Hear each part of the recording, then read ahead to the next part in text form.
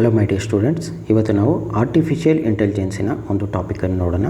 Topic difference between AI programs and robot systems ಅಂತ. ಅಂದರೆ AI softwares ಅಥವಾ programmes ಒಂದು ಕಡೆ ಇರುತ್ತೆ, ಇನ್ನೊಂದು ಕಡೆ ರೋಬೋಟ್ ಸಿಸ್ಟಮ್ಸ್ ಇರುತ್ತೆ. ಅವೆರಡರ ಡಿಫ್ರೆನ್ಸನ್ನು ನೋಡೋಣ.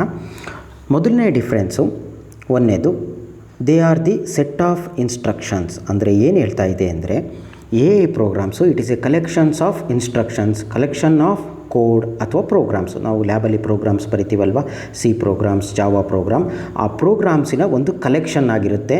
ಅದನ್ನು ನಾವು set of instructions, set of programs, set of code ಅಂತ ಕರಿತೀವಿ. ಅದು AI ಪ್ರೋಗ್ರಾಮ್ಸು. ಅದೇ ರೋಬೋಟ್ ಸಿಸ್ಟಮ್ಸ್ ಆದರೆ they are the collection of hardware components. ನಾವೊಂದು ರೋಬೋಟನ್ನು ನೋಡಿದರೆ ರೋಬೋಟಲ್ಲಿ ಏನಿರುತ್ತೆ, ಹಾರ್ಡ್ವೇರ್ ಕಾಂಪೊನೆಂಟ್ಸ್ ಇರುತ್ತೆ, ಸಾಫ್ಟ್ವೇರ್ ಕಾಂಪೊನೆಂಟ್ಸ್ ಇರುತ್ತೆ. ಬಟ್ ಮೇಜರಾಗಿ ನಾವು ಯೂಸ್ ಮಾಡೋದೇನು hardware components. Software little bit software ಇರುತ್ತೆ. ಬಟ್ AI ಪ್ರೋಗ್ರಾಮ್ಸು ರೋಬೋಟ್ ಸಿಸ್ಟಮಲ್ಲಿ ಇನ್ನೂ ಮೇಜರಾಗಿ ಇರೋದಿಲ್ಲ. ಸೊ ಅದು ಫಸ್ಟ್ನೇ ಡಿಫ್ರೆನ್ಸು. ಎರಡನೇ ಡಿಫ್ರೆನ್ಸ್ ಏನು ಹೇಳುತ್ತೆ ಅಂದರೆ they operate in computer simulated world. ಅಂದರೆ ಏನದು ಅಂದರೆ AI ಪ್ರೋಗ್ರಾಮ್ಸು, AI ಸಾಫ್ಟ್ವೇರ್ಸ್ನ ನಾವು ಒಂದು ಕಂಪ್ಯೂಟರ್ ಒಳಗೆ ಯೂಸ್ ಮಾಡ್ತೀವಿ, ಅಥವಾ ಮೊಬೈಲ್ಸಲ್ಲಿ ಯೂಸ್ ಮಾಡ್ತೀವಿ, ಅಥವಾ ಲ್ಯಾಪ್ಟಾಪ್ಸಲ್ಲಿ ಯೂಸ್ ಮಾಡ್ತೀವಿ. ನಾವು ಮೊಬೈಲಲ್ಲಿ ಶೂಟಿಂಗ್ ಗೇಮನ್ನು ನೋಡಿರ್ಬೋದು. ಎನಿಮೀಸ್ ಇರ್ತಾರೆ, ಸೋಲ್ಜರ್ಸ್ ಇರ್ತಾರೆ. ಸೋಲ್ಜರ್ಸು ಎನಿಮೀಸ್ನ ಹುಡ್ಕೊಂಡು ಹೋಗ್ಬಿಟ್ಟು ಶೂಟ್ ಮಾಡ್ತಾರೆ. ಅಲ್ಲೇನೊಂದು ಸಿಮ್ಯುಲೇಟೆಡ್ ವರ್ಲ್ಡ್, ಅಲ್ಲಿ ರಿಯಲ್ ವರ್ಲ್ಡ್ ಇರಲ್ಲ, ಅಲ್ಲೊಂದು ಫಿಸಿಕಲ್ ವರ್ಲ್ಡ್ ಇರಲ್ಲ, ಸಿಮ್ಯುಲೇಷನ್ ಇರುತ್ತೆ. ಅರ್ಥ ಆಯ್ತಲ್ಲ, ವರ್ಚುವಲ್ ವರ್ಲ್ಡ್ ಇರುತ್ತೆ, ಅದರೊಳಗೆ ನಾವು ಗೇಮನ್ನು ಆಡ್ತೀವಿ. ಅಲ್ಲಿ AI ಸಾಫ್ಟ್ವೇರ್ಸ್ಗಳಿರುತ್ತೆ. ಅದೇ ನಾವು ರೋಬೋಟ್ ಸೈಡಿಗೆ ಬಂದರೆ robots work in real world, ಅಂದರೆ ಫಿಸಿಕಲ್ ವರ್ಲ್ಡಲ್ಲಿ ವರ್ಕ್ ಮಾಡುತ್ತೆ. ನಾವು ರೋಬೋಟ್ಸನ್ನು ನೋಡಿರ್ಬೋದು, ಒಂದು ಕಾರ್ ಮ್ಯಾನುಫ್ಯಾಕ್ಚರಿಂಗ್ ಕಂಪ್ನಿ ಆಗಿರ್ಬೋದು, laptop manufacturing company, computer manufacturing companies ಆಗಿರ್ಬೋದು. ಇಲ್ಲಿ ರೋಬೋಟ್ಸ್ಗಳನ್ನ ಯೂಸ್ ಮಾಡ್ತೀವಿ. ಒಂದು ರಿಯಲ್ ವರ್ಲ್ಡಲ್ಲಿ ನಾವು ರೋಬೋಟ್ಸನ್ನು ಯೂಸ್ ಮಾಡ್ತೀವಿ. ಮೂರನೇ ಡಿಫ್ರೆನ್ಸ್ ಏನು ಹೇಳುತ್ತೆ, they work in general purpose computers. General purpose computers ಅಂದ್ರೇನು, ನಾವು ಯೂಸ್ ಮಾಡೋ ಮೊಬೈಲ್ಸ್ ಆಗಿರ್ಬೋದು, ನಾವು ಯೂಸ್ ಮಾಡೋ ಲ್ಯಾಬಲ್ಲಿ ಯೂಸ್ ಮಾಡೋ ಕಂಪ್ಯೂಟರ್ ಆಗಿರ್ಬೋದು, ನಮ್ಮ ಮನೆಯಲ್ಲಿರೋ ಪರ್ಸ್ನಲ್ ಕಂಪ್ಯೂಟರ್ಸು ಅಥವಾ ಪರ್ಸ್ನಲ್ ಲ್ಯಾಪ್ಟಾಪ್ಸ್ ಆಗಿರ್ಬೋದು. ಇದರಲ್ಲಿ AI ಪ್ರೋಗ್ರಾಮ್ಸು ಈಸಿಯಾಗಿ ರನ್ ಆಗುತ್ತೆ. ಅರ್ಥ ಆಯ್ತಲ್ವಾ. ಬಟ್ ರೋಬೋಟ್ ಏನಂದರೆ they need special kind of hardware to operate. ಅಂದ್ರೇನು, ರೋಬೋಟ್ಸು ರನ್ ಆಗೋಕ್ಕೆ ಸ್ಪೆಷಲ್ ಕೈಂಡ್ಸ್ ಆಫ್ ಹಾರ್ಡ್ವೇರ್ ಬೇಕು. ಫಾರ್ ಎಕ್ಸಾಂಪಲ್ ಸೆನ್ಸಾರ್ಸ್ ಬೇಕು, ಆ್ಯಕ್ಟಿವೇಟರ್ಸ್ ಬೇಕು, ಎಲೆಕ್ಟ್ರಿಕ್ ಮೋಟಾರ್ಸ್ ಬೇಕು, ವೈರಿಂಗ್ ಸಿಸ್ಟಮ್ಸ್ ಬೇಕು, ಸರ್ಕಿಟ್ಸ್ ಬೋರ್ಡ್ಸ್ ಬೇಕಾಗುತ್ತೆ. ಇವೆಲ್ಲ ಕಾಸ್ಟ್ಲಿ, ಆ ಹಾರ್ಡ್ವೇರ್ ಕಾಂಪೊನೆಂಟ್ಸ್ ಬೇಕಾಗುತ್ತೆ. ಬಟ್ AI ಪ್ರೋಗ್ರಾಮ್ಸನ್ನು ರನ್ ಮಾಡಬೇಕಾದ್ರೆ ಒಂದು ನಾರ್ಮಲ್ ಕಂಪ್ಯೂಟರ್, ಒಂದು ನಾರ್ಮಲ್ ಲ್ಯಾಪ್ಟಾಪ್ ಇದ್ದರೂ ಸಾಕು. ಫೋರ್ತ್ ಡಿಫ್ರೆನ್ಸಿಗೆ ಬರೋಣ. They work based on data and learn from past experience. ಅಂದ್ರೇನು, data, large amount of data ಬೇಕು. ಡೈಲಿ ಜಗತ್ತಿನಲ್ಲಿ billions of gigabyte of data upload ಆಗ್ತಾ ಇರುತ್ತೆ. ನಾವು ಇನ್ಸ್ಟಾಗ್ರಾಮು, ಫೇಸ್ಬುಕ್ಕು, ಯೂಟ್ಯೂಬಿಗೆ ವೀಡಿಯೋಸ್ ಅಪ್ಲೋಡ್ ಮಾಡ್ತೀವಿ, ಕಂಟೆಂಟ್ಸನ್ನ ಅಪ್ಲೋಡ್ ಮಾಡ್ತೀವಿ, ಇಮೇಜಸ್ನ ಅಪ್ಲೋಡ್ ಮಾಡ್ತೀವಿ, ಟೆಕ್ಸ್ಟ್ ಮೆಸೇಜನ್ನು ಅಪ್ಲೋಡ್ ಮಾಡ್ತೀವಿ. ಇದೆಲ್ಲ ಆನ್ಲೈನಲ್ಲಿ ಇರುತ್ತಲ್ವ, ಇದನ್ನು ಡೇಟಾ ಅಂತ ಕರಿತೀವಿ. AI ಪ್ರೋಗ್ರಾಮ್ಸು ಈ ಡೇಟಾನೆಲ್ಲ ಕಲೆಕ್ಟ್ ಮಾಡಿಬಿಟ್ಟು ಅದನ್ನು ಅನಲೈಸ್ ಮಾಡ್ಕೊಂಬಿಟ್ಟು ಅದರಿಂದ ಡಿಸಿಷನ್ ತೊಗೊಳುತ್ತೆ. Learn from past experience. ನಾವೇನು ಪ್ರೀವಿಯಸ್ ಆಗಿ ಏನೋ ಒಂದು ಡಿಸಿಷನ್ ತೊಗೊಂಡಿರ್ತೀವಿ, ಆ ಡಿಸಿಷನ್ ತಪ್ಪು ಅಂದರೆ ಆ ಎಕ್ಸ್ಪೀರಿಯೆನ್ಸಿಂದ ಕಲ್ತ್ಬಿಟ್ಟು ನಾವು ಡಿಸಿಷನ್ಸನ್ನು ಚೇಂಜ್ ಮಾಡ್ತೀವಿ. ಅದೇ ರೀತಿ AI ಪ್ರೋಗ್ರಾಮ್ಸು ಹ್ಯೂಮನ್ಸ್ ರೀತಿ, ಮನುಷ್ಯರ ರೀತಿ ಥಿಂಕ್ ಮಾಡಿಬಿಟ್ಟು it takes the decision from the past experience. ಹಳೆಯ ಎಕ್ಸ್ಪೀರಿಯೆನ್ಸಿಂದ ಅದು ಕಲಿಯುತ್ತೆ. ಆದರೆ ರೋಬೋಟ್ಸ್ ಏನು ಮಾಡುತ್ತೆ, they work based on predefined rules and regulations. ರೋಬೋಟಲ್ಲೇನು, ಅದಕ್ಕೊಂದು ಕೆಲವೊಂದು ರೂಲ್ಸ್ ಇರುತ್ತೆ, ರೆಗ್ಯುಲೇಷನ್ಸ್ ಇರುತ್ತೆ. ಅದು ವಾಕ್ ಮಾಡು ಅಂದರೆ ವಾಕ್ ಮಾಡುತ್ತೆ, ನಿಂತ್ಕೊಂಡ್ರೆ ನಿಂತ್ಕೊಳುತ್ತೆ. ಎಲ್ಲ ಫಸ್ಟೇ ಇನ್ಸ್ಟ್ರಕ್ಷನ್ಸ್ ಕೊಟ್ಟಿರ್ತೀವಿ. ಅರ್ಥ ಆಯ್ತಲ್ವಾ. ನೀವು ರಜನಿಕಾಂತಿಂದ ರೋಬೋಟ್ ಮೂವಿ ನೋಡಿರ್ಬೋದು. ಆ ರೋಬೋಟನ್ನು ಟೆಸ್ಟ್ ಮಾಡಬೇಕಾದ್ರೆ ಅದರ ಮೂವ್ಮೆಂಟನ್ನೆಲ್ಲ ನೀವು ಚೆಕ್ ಮಾಡಿರ್ಬೋದು. ಅದಕ್ಕೊಂದು ರೂಲ್ಸ್ ಆ್ಯಂಡ್ ರೆಗ್ಯುಲೇಷನ್ಸ್ ಇರುತ್ತೆ. ಅದಾಗೆ ಅದು ಥಿಂಕ್ ಮಾಡಲ್ಲ. ಅರ್ಥ ಆಯ್ತಲ್ವಾ. ಅದಕ್ಕೇನು ಕೆಲವೊಂದು ಇನ್ಸ್ಟ್ರಕ್ಷನ್ಸ್ ಕೊಟ್ಟಿರ್ತಾರೆ, ಆ ಇನ್ಸ್ಟ್ರಕ್ಷನ್ಸ್ ಮಾತ್ರ ಫಾಲೋ ಮಾಡುತ್ತೆ. ಅದು ಬಿಟ್ಟು ಅದು ಏನು ತಾನಾಗೆ ತಾನು ಥಿಂಕ್ ಮಾಡೋಕ್ಕಾಗಲ್ಲ. ನೆಕ್ಸ್ಟು ಐದನೇ ಡಿಫ್ರೆನ್ಸಿಗೆ ಬರೋಣ.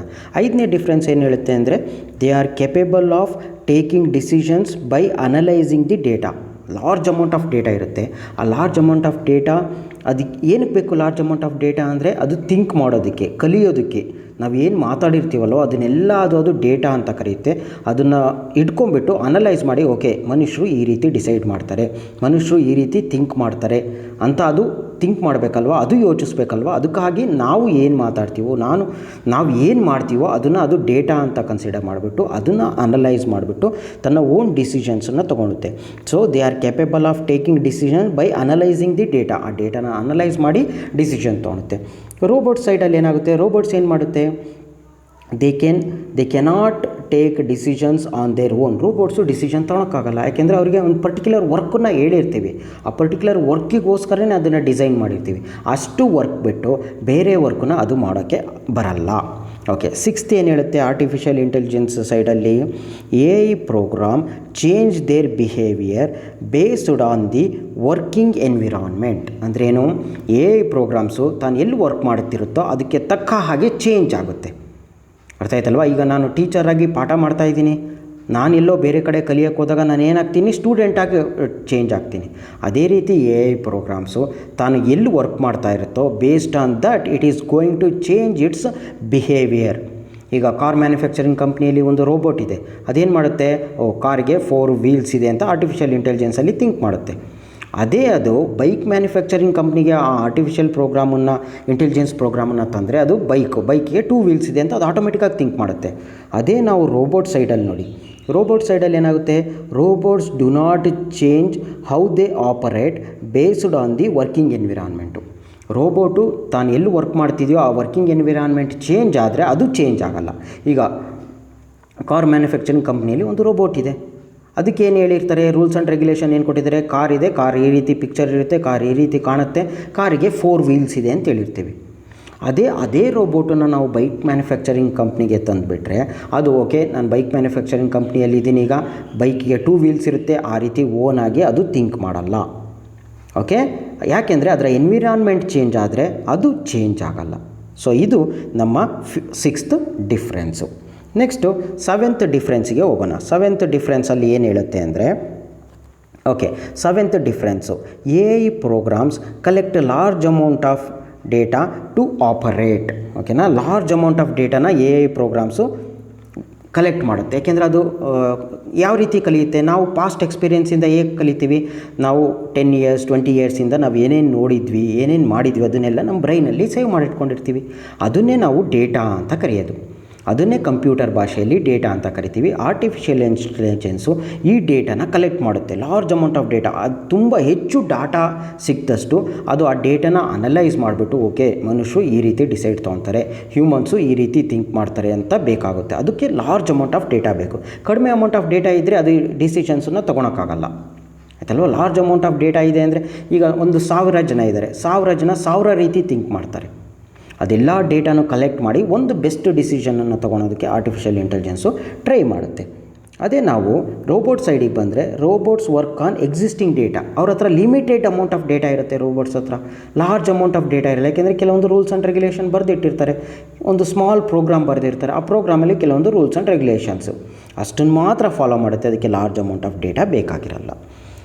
8th ಡಿಫ್ರೆನ್ಸ್ ಏನು ಹೇಳುತ್ತೆ ಅಂದರೆ, A I programs need higher processing speed hardware to process large amount of data. ಅಂದರೆ ಎ ಐ ಪ್ರೋಗ್ರಾಮ್ಸ್ ಏನು ಮಾಡುತ್ತೆ, ಲಾರ್ಜ್ ಅಮೌಂಟ್ ಆಫ್ ಡೇಟಾನ ಕಲೆಕ್ಟ್ ಮಾಡುತ್ತೆ, ಅದನ್ನು ಅನಲೈಸ್ ಮಾಡುತ್ತೆ.